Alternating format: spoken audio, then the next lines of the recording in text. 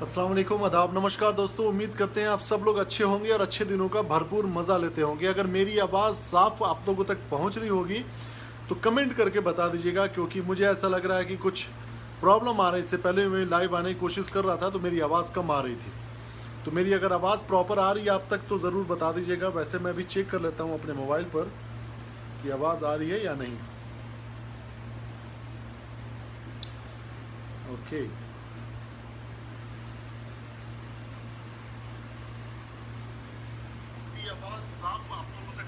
Okay, आवाज़ आ रही है, चलिए अच्छी बात है। तो और कुछ लोग जुड़ जाते हैं यहाँ पर लाइव में।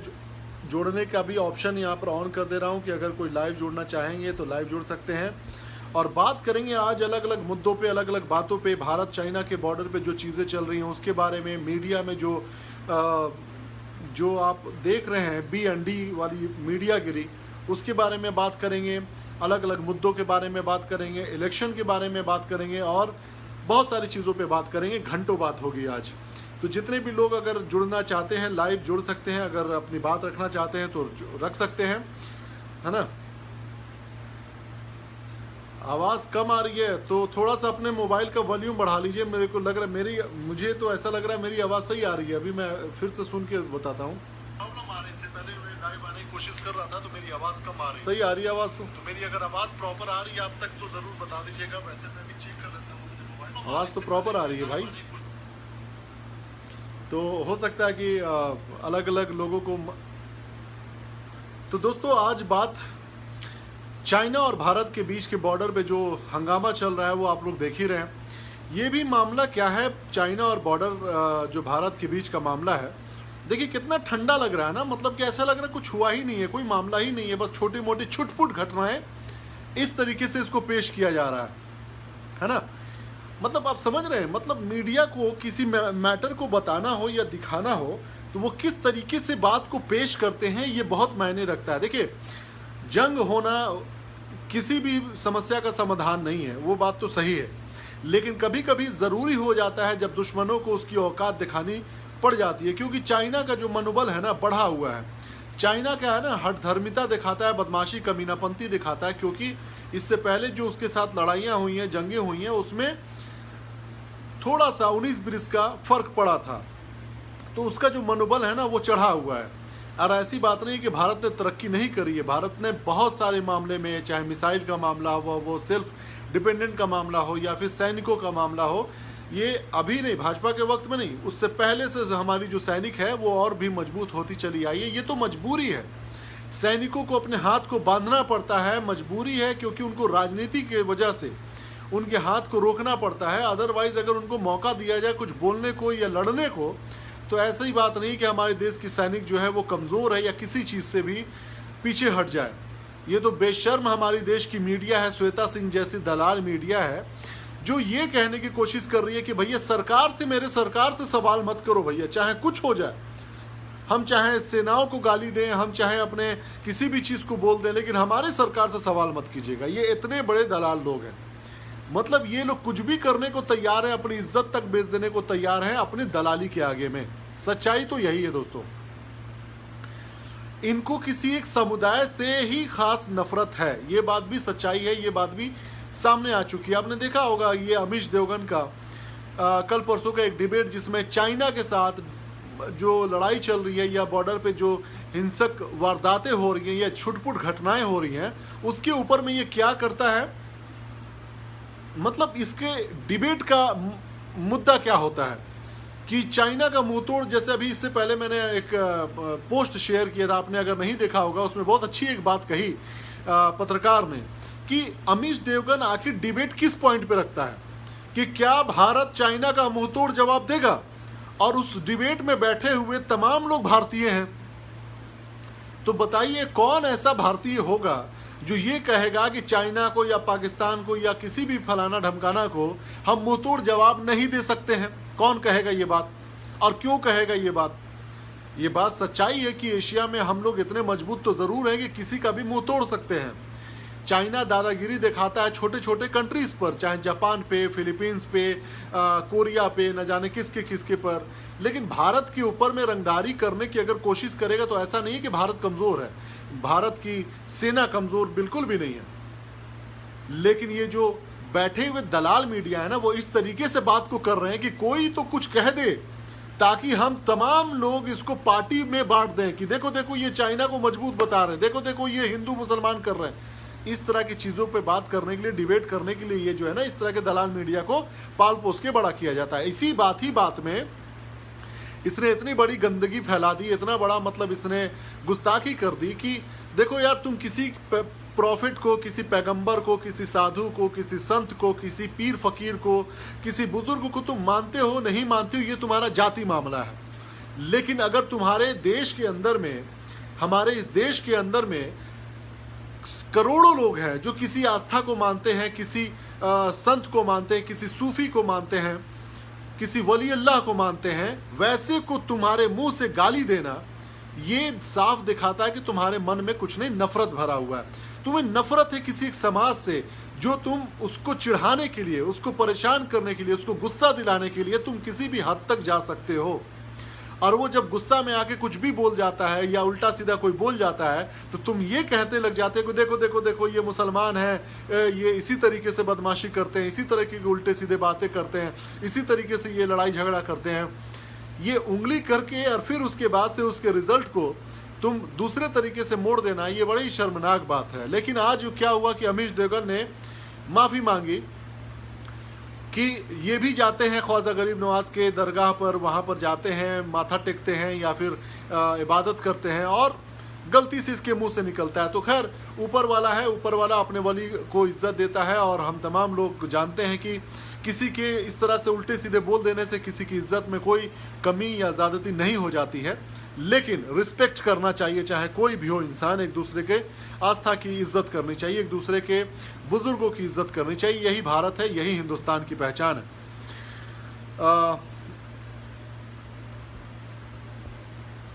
ओके, तो वालेकुम अस्सलाम सफ़ीक आलम भाई। बहुत ज़रूरी है चाइना औकात देखे, बिल्कुल चाइना को अभी देखिए लड़ाई झगड़ा करके तो नहीं, ये सवाल है कि भारत की जो सरकार है, भाजपा की सरकार, ये जो भाजपा की जो सरकार है ना, 56 इंची सरकार, ये केवल देश के अंदर में छात्रों के ऊपर में लाठियां चार्ज करना जानते हैं। सच्चाई यही है। इनको क्या है कि इनकी विदेश नीति पूरे तरीके से फेल्योर है। भारत जो करोड़ों अरबों रुपए का बिजनेस करता है चाइना के साथ में, हमारे अंदर में इतनी कूटनीति नहीं है, हमारे अंदर में इतनी बेहतरीन रणनीति नहीं है कि हम चाइना को दूसरे तरीके से प्रेशराइज कर सके कि तुम इस तरह का काम अगर करोगे तो हम तुम्हें इस तरीके से नुकसान पहुंचाएंगे। जंग करना ठीक है, जंग होना चाहिए जब जरूरत पड़ेगी तो, लेकिन वो एक रास्ता नहीं है, वो आखिरी रास्ता है। जब बिल्कुल मतलब उतारू हो जाए कि चाइना ना हम लड़ झगड़ के ज़मीन पूरा कब्जा करेंगे ही, तब जाकर लड़ने और मरने वाली बात सामने आती है। लेकिन पूरी दुनिया में दो तरीके से लड़ाई होती है। एक सामरिक, मतलब कि आप अर्थव्यवस्था को ख़राब कर दीजिए जैसे अमेरिका करता है। अमेरिका का तुर्की के साथ लफड़ा बीच में चल रहा था तो आपको पता होगा कि अमेरिका ने क्या किया। अमेरिका ने तुर्की के तमाम निर्यात होने वाली चीज़ों के ऊपर में डबल टैरिफ लगा दिया। यानी 100 रुपए की चीज़ बोला कि नहीं हम उसका 200 रुपये का मतलब कि उसको डबल टैरिफ लगा दिया। जो टैक्सेस लेता है अमेरिका भारत के तुर्की के ऊपर में, वो उसके टैक्स को डबल कर दिया। जो 100 रुपया लेता था किसी चीज़ के ऊपर में टैक्स, उसको 200 कर दिया। तो जाहिर सी बात है उसके निर्यात घटने लगे, सामान महंगे होने लगे, लोग उसके सामान को नहीं खरीदे और उसके बाद से इकोनॉमी ख़राब हो गई। उसी तरीके से चाइना के बहुत सारे प्रोडक्ट को अमेरिका ने बंद कर दिया, उसको बैन कर दिया कि नहीं खरीदेंगे हम तुमसे, नहीं आने देंगे अमेरिका में। लेकिन चाइना किधर मूव कर गया? अफ्रीका की तरफ, मिडिल ईस्ट की तरफ, भारत की तरफ। तो भारत के अंदर में ये लड़ाई लड़ने की क्षमता अगर होती तो भारत की जो बीजेपी की सरकार है, जो ये जो 56 इंची सरकार है, जो छात्रों पर और छात्राओं पर, गर्भवती महिलाओं पर अपनी ताकत दिखाता है, इसको ये करना चाहिए कि हम इसको आर्थिक तरीके से कैसे चोट पहुंचाएं चाइना को। ये बात ज़रूरी है कि अगर भारत के लोग चाइनीज़ आइटम्स को ख़रीदना बंद कर दें तो उस पर बहुत छोटा सा असर पड़ेगा, बहुत छोटा से, मतलब ऊँट के मुँह में ज़ीरा। लेकिन जो सबसे ज़्यादा असर पड़ेगा वो ये होगा कि हम 3000 करोड़ रुपए का मूर्ति जो बनाने का ठेका दिए थे, उस तरह का ठेकेदारी ना दें हम चाइना को। अभी अभी एक मेट्रो के सुरंग बनाने के जो ठेका है लगभग 1100 करोड़ रुपए का, वो भी चाइना के किसी कंपनी को देने के लिए भाजपा की सरकार ने तय किया है। इन तमाम चीजों को अगर हम लोग बाइकआउट करना शुरू कर दें, हम तो कर ही रहे हैं, भारतीय जनता, आम जनता ही तो सब कर रही है। एक सवाल और भी है मेरा कि भारत की जो सरकार है, जब भी हिंदुस्तान में किसी भी तरीके के नेचुरल डिजास्टर आता है, नेचुरल कैलेमिटी आती है, प्राकृतिक आपदा आती है, भूकंप हो गया, बाढ़ हो गया, तूफान हो गया, तो क्या होता है कि भारत सरकार सामने आ जाती है कि भैया कुछ मदद करो आप लोग और हमारे खाते में पीएम फंड में भेजो पैसा। अभी आपने देखा वायरस का मामला आया, तमाम गरीब बेचारे परेशान हुए, तमाम मजदूर परेशान हुए, कई लोग मर गए। पैसा कहां भेजा गया? कई करोड़ रुपए भाजपा ने अपने खाते में मंगवाए पीएम केयर फंड के नाम पर। उसका ऑडिट नहीं हो सकता है। हम तमाम चीजों में मदद करें, हम तमाम चीजों में पैसे से मदद करें, हम हर एक मुश्किलों में साथ खड़े रहें, हम हर एक मुश्किलों में पैसे से मदद करें, लेकिन जब बात सरकार के सवाल करने की आएगी, जब बात सरकार के घटिया नीति पर आएगी, जब सरकार के विदेश घटिया नीति पर आएगी, हमारी विदेशी नीति इतनी घटिया है, इतनी घटिया होती चली जा रही है कि हमारा रिश्ता ईरान के साथ खराब हो गया। जो हमें क्रेडिट पे तेल दिया करता था, जो हमें रुपए में तेल दिया करता था, अमेरिका के लाल लाल आंख दिखाने की वजह से उसके साथ रिश्ता खराब हो गया। हमारे रिश्ते मिडिल ईस्ट के साथ खराब हो रहे हैं इस्लामोफोबिया जैसी घटनाओं की वजह से। आप देख रहे होंगे कि मुसलमानों को कहीं पे बॉम्ब लिंच कर दिया जा रहा है, किसी को हिंदू मुसलमान के नाम पे दंगा फसाद करवा दिया जा रहा है, जिसकी वजह से मिडिल ईस्ट से कुछ बातें निकल के सामने आई, वहां पर खटास बढ़ने लग गए, थू थू होने लगा भारत सरकार के ऊपर में, भाजपा के ऊपर में, मोदी सरकार के ऊपर में। इसके अलावा नेपाल जैसा एक हमारा छोटा भाई, एक बेहतरीन देश, एक बेहतरीन लोग, अच्छे लोग, उसके साथ रिश्ता खराब किया जा रहा है। बॉर्डर पे पहली बार ऐसा हुआ कि गोली चलाया गया नेपाल की तरफ से और हमारा एक जवान, हमारा एक नागरिक उसमें शहीद हुआ। इतनी घटिया नीति हमारे देश की, भाजपा सरकार की विदेश नीति हमारे आज से 70 साल पहले कभी नहीं रही होगी जितना अभी है। और ये बात अगर आप पूछ लोगे तो कहा जाएगा कि तुम गद्दार हो, तुम सवाल क्यों कर रहे हो भैया बॉर्डर के मैटर पे। क्यों? हम हर मैटर में पैसे से मदद करें, हम हर मैटर में हर चीज से मदद करें, और जब भारत की नाकामी सरकारों के द्वारा दिखाई दे तो सरकार के ऊपर हम सवाल नहीं कर सकते। ये इतने मतलब बिगड़ैल और घटिया किस्म की राजनीति हो रही है, और उतने ही बिके हुए जो पत्रकारिता है वो तो हमारे देश के जवानों के ऊपर ही सवाल खड़े कर गई। ये श्वेता सिंह जैसी दलाल पत्रकार क्या कह रही है कि भैया सरकार से थोड़ी सवाल करेंगे, सेना सो रही थी तो चाइना घुस गया। कितनी शर्म की ये बात है। सेना सो रही थी, जो 24 घंटे ठंडे में, गर्म में, धूप में, पसीने में, हर तरीके से बॉर्डर पे अपनी जान देने को तैयार रहते हैं, वो सो रहे थे। दलालो, क्यों? क्योंकि तुम सवाल ना कर सको अपने नाजायज बाप से।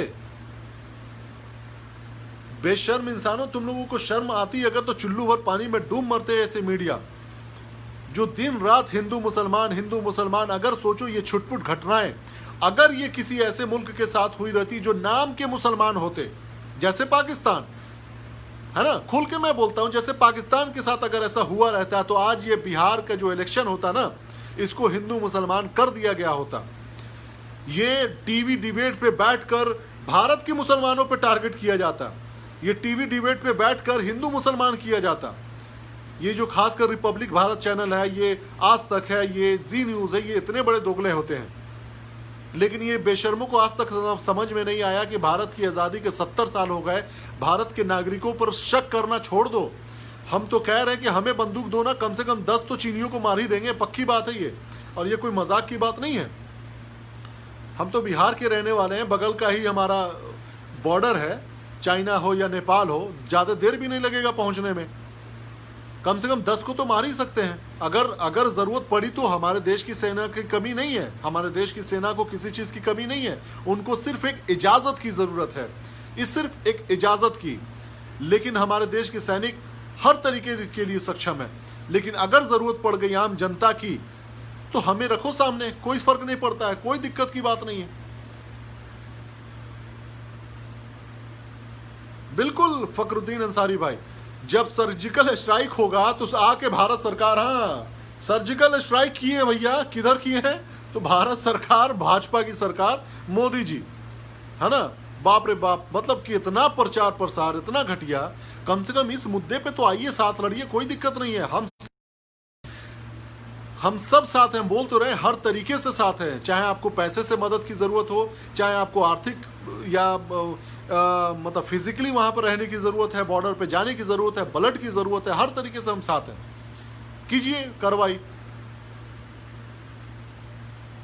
लेकिन बड़े शर्म की बात है, बड़े अफसोस की बात है कि ऐसे जो देश की दलाल मीडिया जो है लगातार हमारे देश के अंदर में हिंदू मुसलमान यही चीज़ को करके केवल और मतलब कि डिबेट करना जानती है, इसके अलावा कोई ऑप्शन नहीं है इनके पास में।